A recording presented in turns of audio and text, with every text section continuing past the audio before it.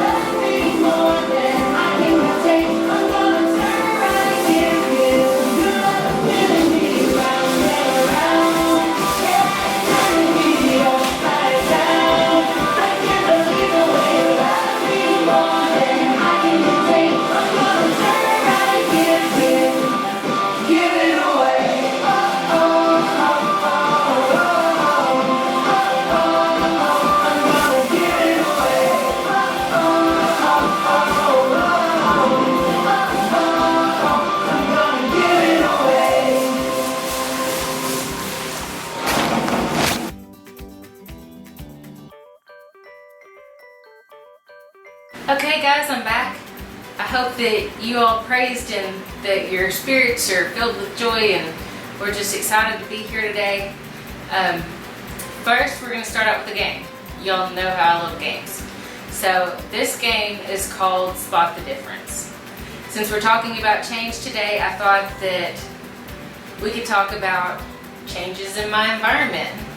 I'm going to give you like 30 seconds to look at my surroundings and me and remember everything that you see. Because when I come back, this is going to look different. And I want you to tell me what the differences are. You think you can do it? Alright, take a look right now. Do it now. Time is almost up. Okay, we'll be back.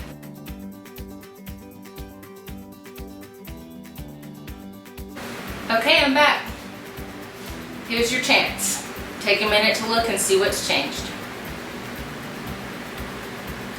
First things first.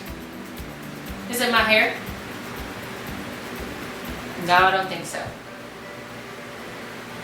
What else? The fruit? I don't know. I'm pretty sure that this was apples. Are you sure? Yeah, you're right. It was an orange. Actually, 2 oranges. Did anything else here move? Maybe this water moved over a little bit. What else changed? My shirt. That's right. I changed my shirt. Anything else you see? The pillow? You'd be correct. I think that's it. No. Are you sure? There's a giant octopus behind me. You're kidding.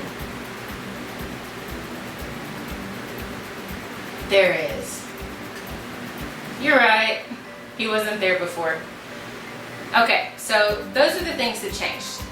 I changed my shirt, the pillow, the octopus, the fruit, and I moved to the water. So why does any of this matter? Why does change matter? Because change is something that happens all around us every day, and it's something that a lot of times we can't control. So today we are going to talk about change and what we can control, what we can't control, and what we can do about it.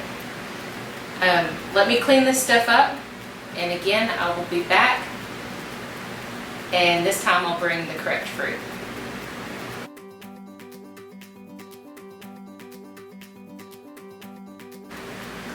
Okay, so today as we're talking about uncertainty and changes, I thought it would be a good time to talk about the whole armor of God.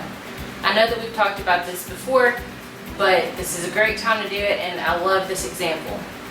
So, what are the different parts of the armor of God? Can y'all help me remember? First, it is what? The helmet of salvation. You put on the helmet. Then what do you put on? The breastplate of righteousness. What next? The belt of truth. What else do we have? The sword of the Spirit. And what is the sword of the Spirit? That's the Bible. What about our shield? Our shield of faith. The shoes are the shoes of peace. All of these things come together to make the whole armor of God. And when we have all of these things and are wearing them all together, they're our protection. So let's just pretend this little orange is me. This looks like me. It's all cute and round and happy, right? Okay, so we've got this little orange. This orange is wearing its full armor of God, okay? The one piece of the armor that we cannot remove is what? The helmet. Because the helmet of salvation can never be taken off once it's put on. Once we accept Jesus as our Savior, we can never take that off. What we can take off is our shield of faith. We can lose our faith, right? Sometimes I have a really hard time keeping my faith and believing that God will take care of me no matter what. Okay, let's just say this is me. I'm wearing my full armor of God. This right here is the tumultuous waters, the flood water that's coming the uncertainty, all of those nasty things that can make me really stressed out and worried and anxious. So let's just say I happen to fall into that pit. What's going to happen to me? I'm going to float. God is going to hold me up because I'm wearing the full armor of God. I'm completely protected within my armor. Now what if little old me here decides that I'm mad, I'm bitter, I'm angry, I don't want to have faith that God is going to protect me during this time? Or maybe I don't want to read my Bible. Maybe I don't want to speak the truth. And I decide to start taking off that armor. Take off my breastplate of righteousness and my shield of faith. So what happens when I do fall into that water, into that tumultuous situation, into the uncertainty? At that point, I'm listening. I'm going to sink because I have lost my armor. I've made the decision to take it off. So I just sunk right down to the bottom of this water because I did not have my protection.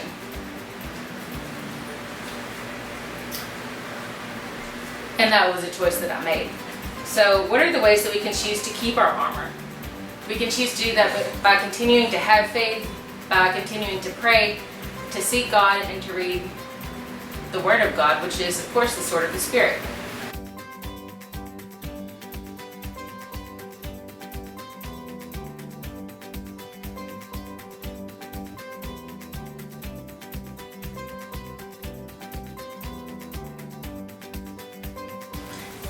Today's main focus will be on a biblical warrior who was really quite the weakling limb, but was used by God in amazing and remarkable ways. Draw your swords and turn to the book of Judges chapter 6. I'll give you about 30 seconds.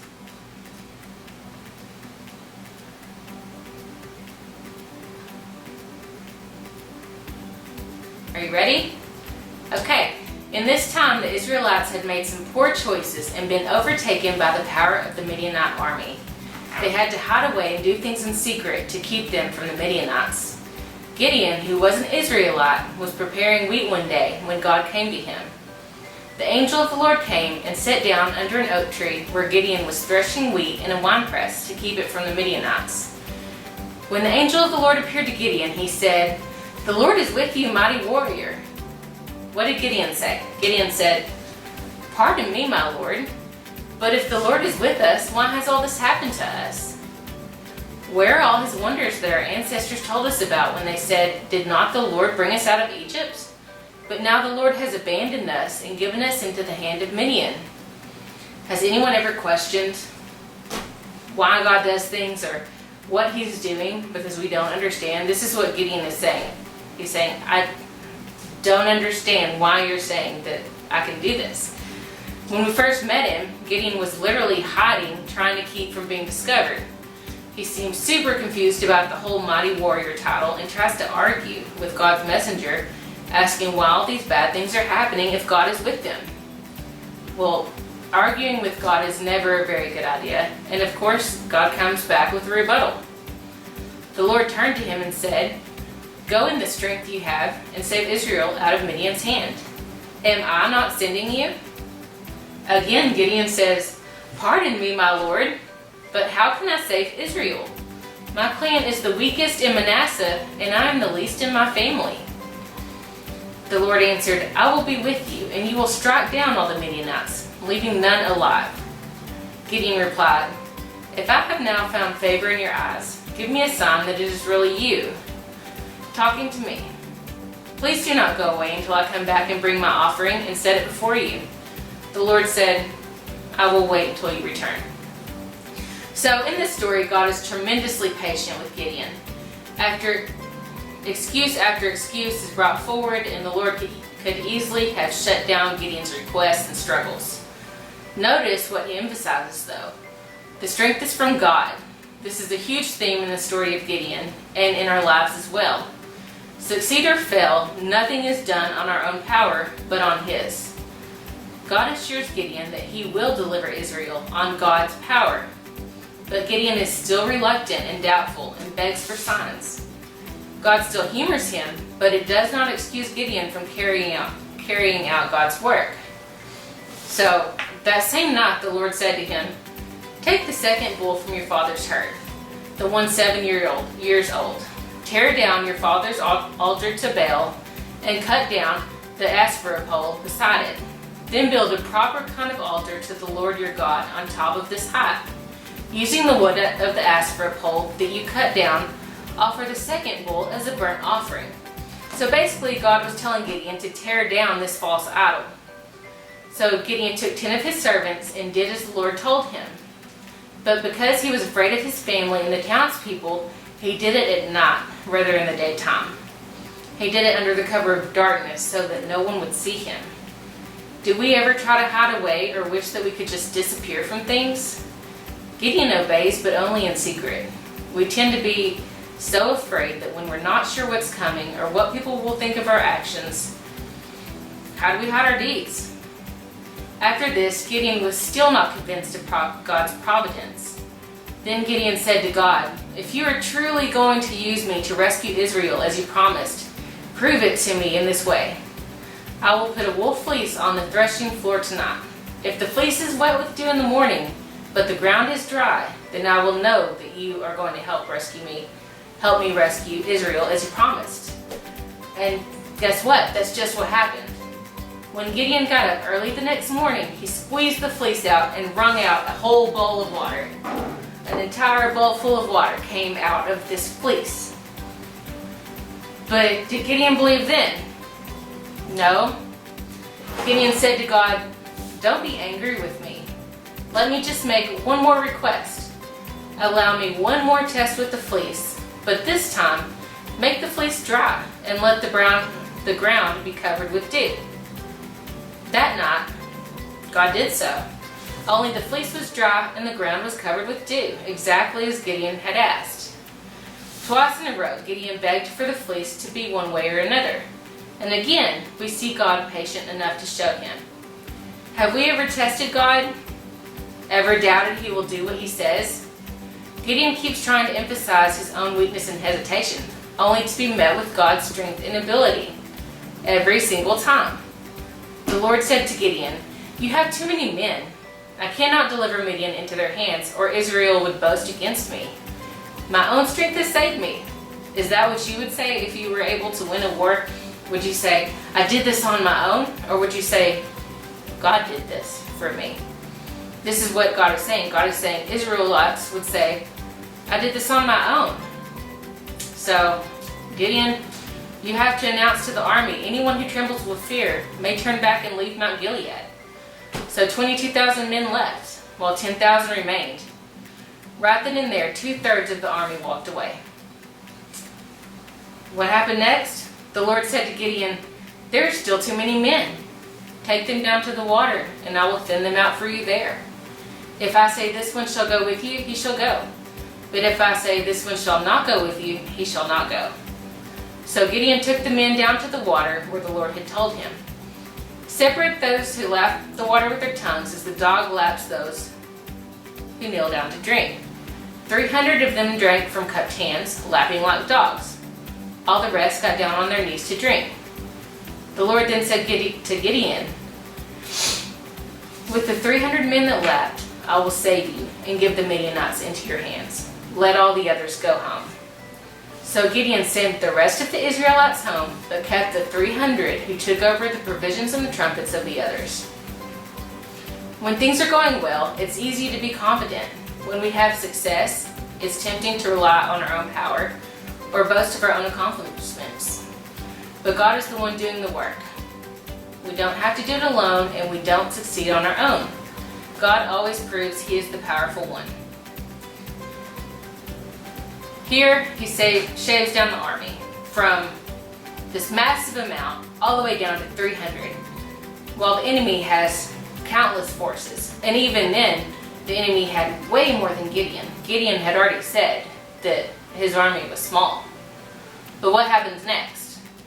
The Midianites, the Amalekites, and all other eastern peoples had settled in the valley, thick as locusts.